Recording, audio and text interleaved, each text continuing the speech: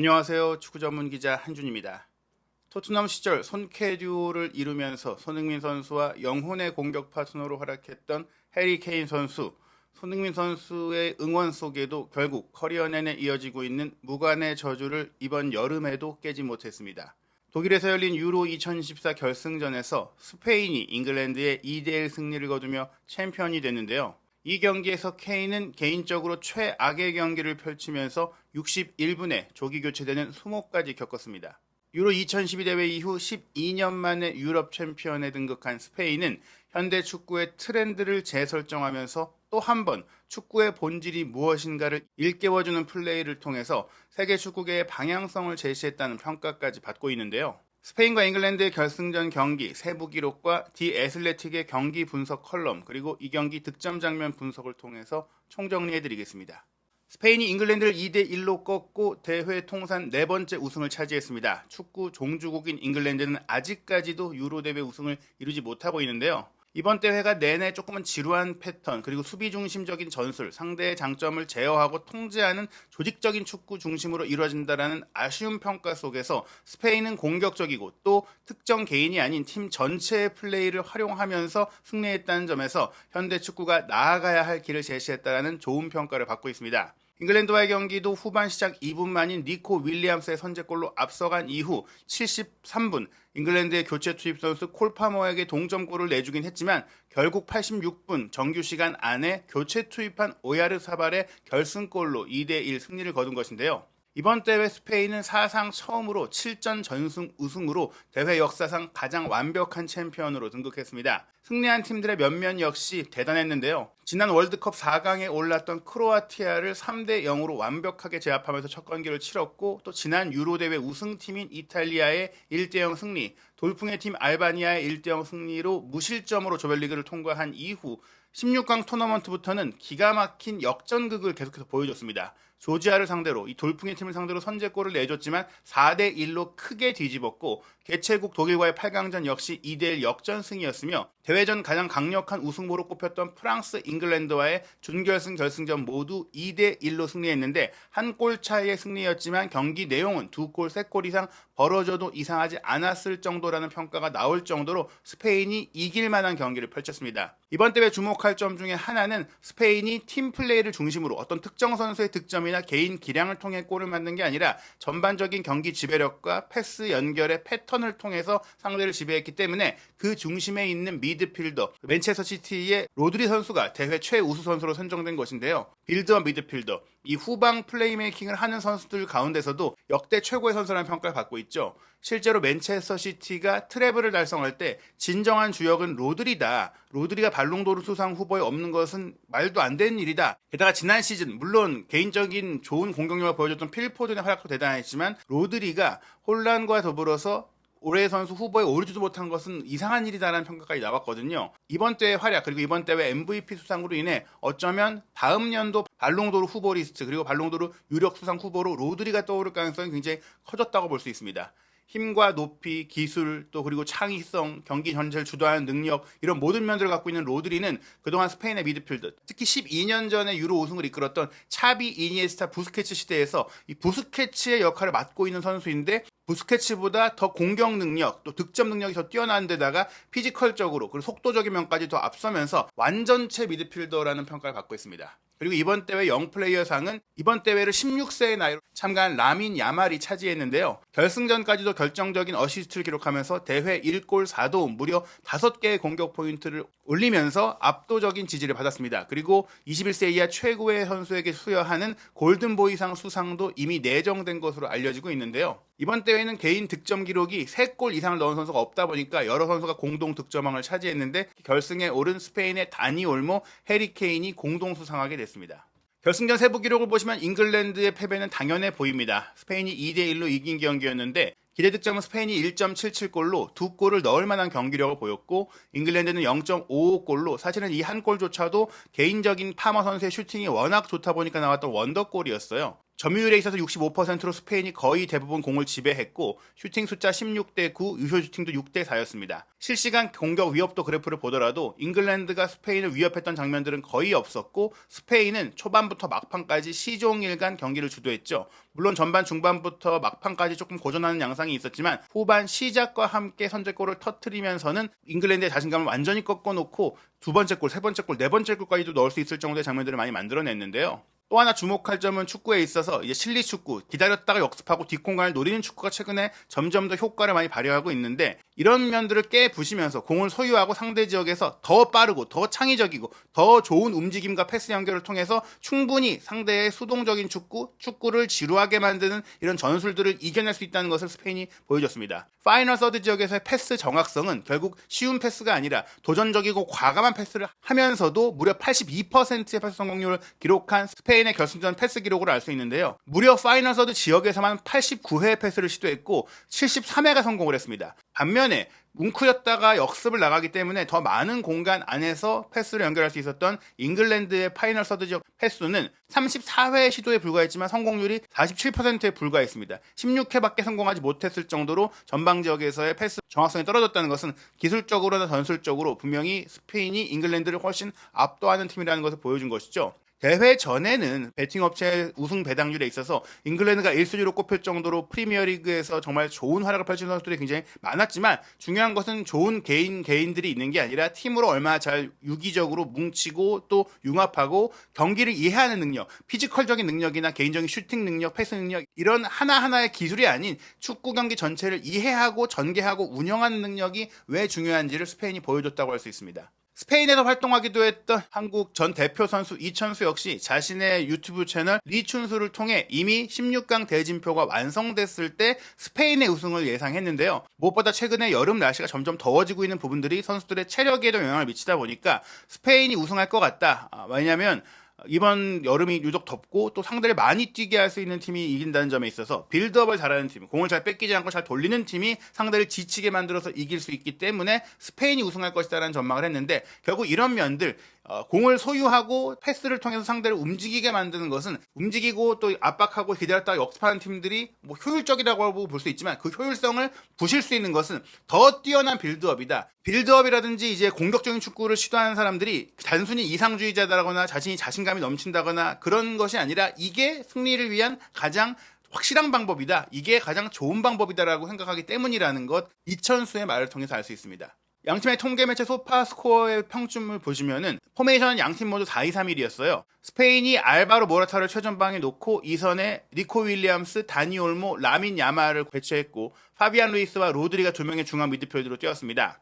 포백라인, 마르크 쿠쿠렐라, 에메릭 라포르트, 로뱅 르노르망 그리고 다니엘 카르발이 배치됐고 우나이 시몬이 골문 지켰는데요. 선제골을 터뜨린 니코 윌리엄스가 평점 7.8점을 받으면서 통계 기록 기반으로도 최우수 선수 그리고 이날 결승전 공식 최우수 선수로 선정이 됐는데 왼쪽 측면에서 날카로운 이제 측면 공격 및 침투 또 공간 확보 여기에 득점까지 올리면서 그 득점 과정에서도 뛰어난 결정력을 보이면서 최고의 평가를 받았습니다. 가장 큰 주목을 받았던 해리 케인 같은 경우에는 평점 6.5점으로 부진한 평가를 받았는데요. 주드 벨링엄과 필 포든, 부카요 사카가 2선에 배치됐고 코비 마이노와 데클란 라이스가 2명의 수비형 미드필더, 루크 쇼, 마크 게이, 존 스톤스, 카일 워커가 포백, 조던 픽포드가 골문 지켰는데 픽포드 7.4점, 벨링엄 7.6점으로 이 두 선수만이 조금 이름값을 했고 나머지 잉글랜드 선수들은 대부분 크게 본인들의 모습을 보여주지 못했어요. 케인 선수 같은 경우에는 전반 25분에 경고를 받은 것 외에는 주목할 만한 활약이 없었는데요. 후반전 시작과 함께 스페인이 로드리를 빼고 수비맨들을 투입했던 것은 갑작스럽게 찾아왔던 로드리의 부상 때문이었습니다. 전술적인 또 다른 이유가 있던 교체가 아니었는데 더 대단했던 것은 로드리라는 미드필드의 키를 쥐고 있는 선장, 마이스트로가 빠졌음에도 불구하고 대체 선수가 그 역할을 잘 이어받았고 또 팀 전체가 흔들리지 않고 경기를 잘 운영해 나갔다라는 점은 스페인이 얼마나 또 선수를 잘 많이 배출하고 있는지 잘 배출하고 있고 키워내고 있는지를 보여주는 것 같고 이 교체와 함께 47분에 야마르 패스를 받아서 니코 윌리엄스가 이제 현재 골을 넣었고 그 뒤에 이제 잉글랜드는 쫓아가야 되는 상황이다 보니까 61분에 케인을 가장 먼저 뺐어요. 그리고 올리 와킨스를 투입하면서 변화를 줬고 실제로 4강전에서도 네덜란드를 이길 때 왓킨스와 파머를 투입했던 것이 결정적이긴 했거든요. 이 상황에서 스페인 역시 대응을 합니다. 전방에서 압박하고 2선으로 많이 내려서 연결을 하던 모라타의 체력적인 부분을 우려해서 68분에 모라타를 빼주고 또 다른 가짜 9번 유형의 선수인 오야르사발을 투입을 했는데요. 70분 잉글랜드는 마이누까지 빼고 파머를 투입하면서 공격 숫자를 늘렸고 이 교체가 통하면서 곧바로 73분에 벨링엄의 패스를 받은 파머가 기가 막힌 중거리 슈팅으로 동점골을 넣었거든요. 이후 스페인은 수비 라인에 르 노르망을 빼고 나초를 투입한 가운데 86분에 쿠쿠렐라의 패스를 받은 오야르사발이 결승골을 터뜨리면서 다시 앞서갔고 여기에 잉글랜드를 총공세를 위해 포든을 빼고 아이반 토니를 89분에 투입했지만 스페인은 이상 공격수 야마를 빼고 미켈 메리노를 89분에 투입하면서 잠그기에 나섰고 결국에는 2대1 승리로 경기를 마무리한 것입니다. 이날 경기 최우수 선수로 선정된 니코 윌리엄스의 장면을 보시면 오른쪽에서 이제 야말이 드리블 돌파로 들어오면서 잉글랜드 수비를 흔들어 놓으면서 3-4명의 수비를 본인에게 몰아놓고 전방으로 침투하는 모라타가 아니라 반대편에서 프리에니 윌리엄스를 정말 잘 포착하고 전진 패스를 줬어요. 이 패스를 받자마자 니코 윌리엄스는 논스톱으로 왼발 슈팅을 때렸는데 수비가 몸을 던지고 있었고 골키퍼가 자세를 잡고 있었음에도 불구하고 이걸 통과하는 슈팅을 잘 꽂아 넣었기 때문에 본인의 능력이 비록 야말의 전개 과정도 좋았지만 본인의 지분이 꽤 큰 골을 넣었다고 볼 수 있겠습니다. 케인 선수가 부진했다고 말씀드리는데 실제로 양 팀의 평균 위치를 보시면 모라타도 평점은 좋지 않아요. 그러나 모라타는 많은 선수들과 근거리에서 연계하면서 이 7번 선수인 모라타가 주고받고 또 수비도 해주면서 본인의 전술적인 역할을 충분히 해줬거든요. 하지만 잉글랜드의 9번 케인 같은 경우에는 전방에서 거의 고립되어 있었고 패스 연계도 거의 없었고 본인의 존재감 자체가 거의 없는 경기를 했습니다. 공이 있을 때나 없을 때 모두 케인 선수의 통제 구역은 거의 희미한데요. 공격 상황에서도 미드필드 라인에서 연두색으로 되어 있는 표시처럼 위협적인 위치를 가지 못했고 공이 없을 때도 위아래로 수직적으로 움직이고 왔다 갔다 하기만 한 겁니다. 영국 BBC의 매치 오브 더 데이 역시 해리 케인 선수가 스페인과의 경기에 볼터치가 극도로 적었고 페널티 박스 안에서의 볼터치가 한 번밖에 없었으며 2선으로 내려와서 10번 역할을 하는 것이 케인의 또 다른 강점이기도 한데 특히 마이누가 전진하고 케인이 내려오면서 두 선수의 합작 플레이가 지난 네덜란드와의 경기에 그나마 잘 통했다라는 평가들이 있었는데 이번 경기는 이것을 이미 사전 파악한 스페인 선수가 케인이 공을 받자마자 3-4명이 순간적으로 에워쌀 때 케인이 빠른 판단을 해서 공을 흘려주거나 연결하거나 보내줘야 되는데 어찌할 줄 모르고 우물쭈물하다가 빼앗기거나 패스 미스가 나오는 상황들이 굉장히 많이 나왔어요. 케인의 부진으로 인해 잉글랜드의 공격이 거의 제대로 작동하지 못했다라고 평가해도 과언이 아닐 정도로 이렇게 스페인의 준비된 수비를 뚫지 못했기 때문에 61분에 조기 교체가 된 것입니다. 실제로 케인 선수의 개인 기록을 보시면 61분 동안 슈팅 한 번 있었는데 수비를 맞춘 무의미한 슈팅이었고요. 볼터치가 13번밖에 안 됐는데 케인 선수가 모험적인 패스를 시도한 선수라고 하더라도 10번밖에 패스를 하지 못했는데 패스 성공률이 50%에 불과했고 키패스는 하나도 없었다. 이런 점들. 게다가 경합도 한 번밖에 하지 못할 정도로 달려들어서 공을 빼앗지도 못했고 공중볼 경합도 6번이나 했는데 2번밖에 승리하지 못할 정도로 자신의 장점을 그 어떤 것도 보여주지 못했다고 할 수 있습니다. 디 애슬레틱은 케인에 대해서 대표팀의 중요한 경기에서 항상 고전한다. 이번에도 그랬다라고 지적했는데요. 케인이 이번 대회 슬로바키아전 승리나 네덜란드전 동점골 페널티킥을 넣을 때는 좋은 순간을 보였지만 이번 대회는 그가 최고의 기량을 발휘한 대회가 아니라고 했습니다. 결승전에서 케인의 움직임은 대회 내내 그랬던 것처럼 힘들어 보였다고 했는데요. 대회 직전에 있었던 부상의 여파에서 아직 확실히 회복하지 못한 모습도 있었습니다. 스페인의 센터백들은 케인이 뒤에서 달려들어오는 것을 걱정하지 않고 위아래로 라인 사이를 움직이는 것들을 전혀 부담스러워하지 않았어요. 그래서 공격적으로 나와서 압박하면서 바로 빼앗아 놨고요. 또 케인 같은 경우에는 경기 초반에 경고를 받은 것이 홀드업 플레이 속에 조금은 몸을 쓰고 힘을 쓰면서 동료들을 찾고 연계하는데 어려움을 겪었습니다. 심리적인 어려움까지 따르다 보니까 사우스게이트 감독이 일찌감치 교체할 수밖에 없었습니다. 후반전 시작과 함께 니코 윌리엄스가 득점을 하게 된 것이 또 케인을 빨리 빼야겠다라는 결정으로 이어졌는데요. 후반 10분 동안 케인이 거의 아무것도 하지 못했기 때문에 결국엔 이 중요한 경기에서 몸 상태 문제와 관계없이 일찍 교체된 것이죠. 네덜란드와의 경기에서도 결승골을 넣었던 와킨스가 케인 대신 들어와서 골을 넣었었는데 케인은 굉장히 이날 경기 표정상으로도 불쾌한 모습들을 많이 보여줬고 그러면서 불명예스럽게 교체아웃이 됐습니다. 사우스게이트 감독이 70분에 마이누까지 빼고 파머를 투입했을 때 벨링엄에게 어떻게 보면 케인의 역할을 맡기면서 그 역할이 됐을 때 오히려 골이 나왔다는 것은 케인이 앞으로 이제는 벨링엄의 시대가 온 잉글랜드에서 더 이상 공격의 중심 역할을 하지 못할 거라는 얘기가 나올 정도로 케인의 하락세가 시작되지 않았느냐라고 생각이 되고 있습니다. 바로 이 장면인데요. 우측에서 부카요 사카가 돌파에 들어오면서 수비 2명을 자신에게 몰아놓고 최전방에 와킨스가 수비를 끌어둔 이후 그 뒷공간으로 벨링엄이 들어가서 사카의 공을 받았을 때 벨링엄이 스페인 수비의 거친 견제에도 버텨내면서 뒤로 공을 빼줬고, 이 빼준 공을 파머가 그대로 왼발 중거리 슈팅을 때리면서 굉장히 먼 거리에서 골문 왼쪽 하단 구석을 찌르면서 동점골이 나왔거든요. 이 장면으로 봤을 때 케인이 와킨스만큼 전방에서 정통 9번 역할만 잘할 수 있느냐, 그리고 뒷공간을 빠르게 무너뜨릴 수 있는 속도를 가지고 있느냐, 벨링엄만큼 미드필드에서 전천 움직임을 가져가면서 연계해줄 수가 있느냐, 측면에 발빠른 선수들과 호흡을 맞출 수 있느냐, 템포를 맞출 수 있느냐, 이런 것들을 생각했을 때는 앞으로는 와킨스, 벨링엄, 사카, 포든, 파머 이런 선수들이 이제 잉글랜드 공격진의 중심이 되지 않을까라고 생각이 됩니다. 이날 경기 결승골의 주인공인 오야르사발 역시 디애슬레틱에서 주목했는데요. 스페인 대표팀 감독으로 취임했던 루이스 델라 푸엔테 감독이 선수 선발 과정에서 조금은 논란이 있었어요. 특히 최전방 공격수 자원이 너무 부족한 거 아니냐, 그리고 레알 마드리드의 챔피언스리그 우승을 이끌었던 호셀루를 너무 안 쓰는 거 아니냐, 이런 얘기들이 있었는데, 심지어 꽤 오랜 기간 부상을 겪기도 했던 레알 소시에다드의 주장인 오야르사발을 부주장으로까지 임명하면서 이번 대회 내내 호셀루에 앞선 대회 최고의 조커로 투입을 했습니다. 젊고 경험이 적은 선수라고 볼 수 있는데 스페인 대표팀의 리더십 그룹에 추가한 이유에 대해 많은 사람들이 궁금해했는데, 이 결승전의 활약을 통해 알게 됐죠. 델라 푸엔테 감독이 경기장 안팎에서 이 바스크 출신 선수인 오야르사발이 어린 나이부터 동료들에게 큰 영향력을 발휘하고 있는 것을 알고 있었는데, 그 이유가 이 델라 푸엔테 감독이 스페인 19세 이하 21세 이하 팀을 모두 이끌면서 그 대회를 모두 우승했었어요. 2019년 21세 이하 유럽 선수권 대회에서 스페인이 우승할 때 핵심 멤버가 오야르사발이었기 때문에 오야르사발이 어떤 능력, 어떤 인품을 갖고 있는지 알고 있었기 때문입니다. 게다가 오야르사발이 원래 왼쪽, 오른쪽, 전방, 이선 등 공격 라인 전체를 소화할 수 있는 선수로서 특히 가짜 9번으로 자신의 역량을 잘 발휘하고 있는 선수인데요. 오야르사발 같은 경우에 경험이 적다 하지만 2020년에 레알 소시다드가 코파델레이 결승전에서 우승할 때 결정적인 페널티킥을 성공시켰던 선수로서 큰 경기의 경험, 결승전의 경험이 있는 선수라고도 할 수 있습니다. 심각한 부상 때문에 2022 카타르 월드컵에 뛰지 못했기 때문에 메이저 국제대회, 대표팀 대회의 경험이 없을 뿐인데요. 후반 중반 모라타를 빼게 됐을 때 많은 사람들이 호셀루가 나올 거라고 생각했지만 델라 푸엔테 감독은 오야르사발을 선택했고, 그리고 오야르사발은 정말 결정적으로 오프사이드 라인에 걸리지 않으면서 배후에 침투해서 또 날카로운 마무리로 스페인 역사상 가장 중요한 골을 넣으면서 델라 푸엔테 감독의 믿음에 보답을 했다라는 평가가 나왔습니다. 이 장면 보시면 실제로 가짜 9번 위치에서 오야르사발이 등진 채 왼쪽 측면으로 침투하는 쿠쿠렐라에게 패스를 주고 다시 빠르게 수비 뒷공간으로 들어가자 쿠쿠렐라가 그대로 그 동선에 맞춰서 땅볼 패스를 줬고, 이 땅볼 패스를 오야르사발이 논스톱 슈팅으로 밀어넣으면서 마무리했는데 정말 아슬아슬하게 온사이드인 것이 확인이 됐습니다.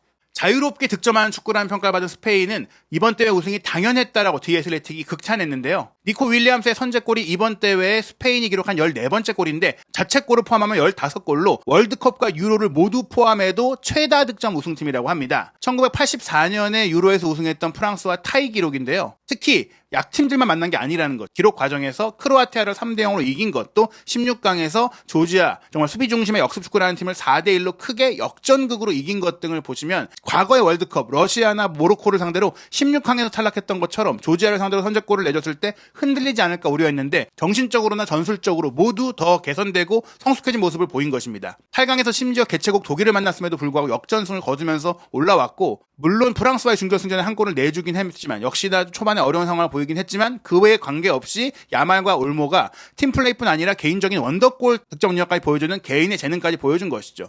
윌리엄스, 올모, 야말 모두 사실은 잉글랜드와의 경기도 여러 차례 좋은 슈팅을 통해서 2골, 3골을 넣을 수가 있었고, 또 픽포드의 선방이 아니었다면 쉽게 야말도 득점할 수 있었을 것이라는 게 디애슬레틱의 평가일 정도로 결승전은 정말 픽포드가 날아다녔지, 그게 아니었으면 정말 대참사가 나올 수도 있을 정도로 스페인이 잉글랜드를 압도했다라는 평가가 나왔습니다. 결국 스페인이 막판에 동점골을 허용했지만 90분 안에 승리를 거둘 수 있을 정도로 경기력 차이가 있었다고 했는데요. 감독으로서 클럽 경력이 화려하지 않았지만 스페인의 연령별 대표를 두루 거치면서 스페인 축구의 방법론을 그대로 잘 배우고 이 선수들과 꾸준히 함께해왔던 델라 푸엔테 감독, 대표팀 감독을 어떻게 운영하는 것이 가장 이상적인지를 보여준 사례로서 젊고 흥미진진하며 야심찬 이 스페인 대표팀을 만들어냈다. 특히 스페인의 이런 공격적인 방식의 축구, 공격을 하는 형태가 유로 대회 15골을 넣는 결과, 전승으로 이어진 결과는 앞으로 많은 팀들이 스페인을 보고 배워야 한다라는 방향성을 제시했다고 할 수 있습니다. 말씀드린 대로 이번 대회는 다른 팀들의 경기들은 대부분 지루했고, 우승권 팀들 중에서는 특히 유일하게 스페인만이 볼만한 축구, 조금은 새로운 축구,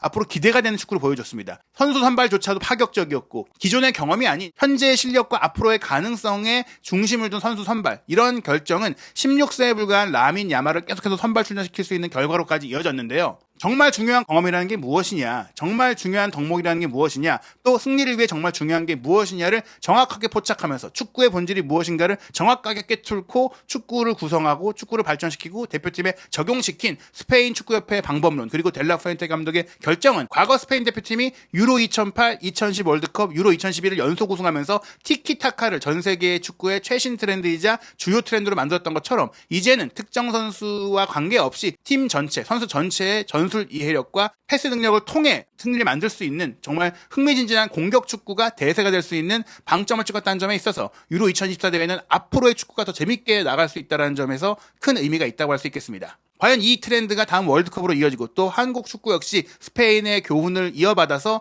새로운 발전을 만들어낼 수 있을지 한준TV와 함께 해외 축구와 국내 축구의 모든 이슈들 확인하시기 바랍니다.